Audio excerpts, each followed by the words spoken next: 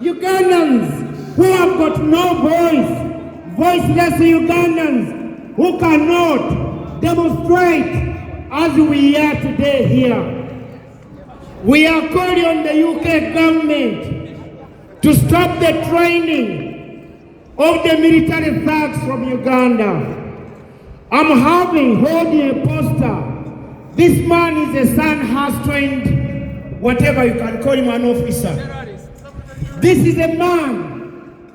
Your tax money was spent to train this man. For the last 2 years, he was in Sandhurst, eating, sleeping, drinking on your man and my money.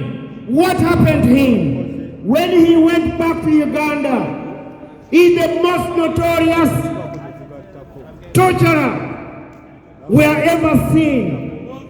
The man wearing this uniform is paid by the British taxpayer. The boots are paid by the British taxpayer. The crowns, or you call them the ranks, are paid by your man and my money. Nakyemalila Christopher, the commander of SENTAMU in Uganda, the most well-known monster as we speak today, a man who is torturing, castrating men in the so-called safe houses, what we call death torture chambers, under this brutal dictator Museveni of Uganda. You cannot play double standards the UK.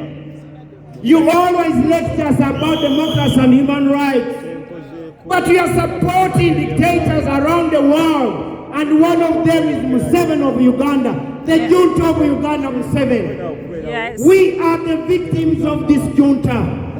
We all fled Uganda, and we are so thankful that the UK government gave us protection.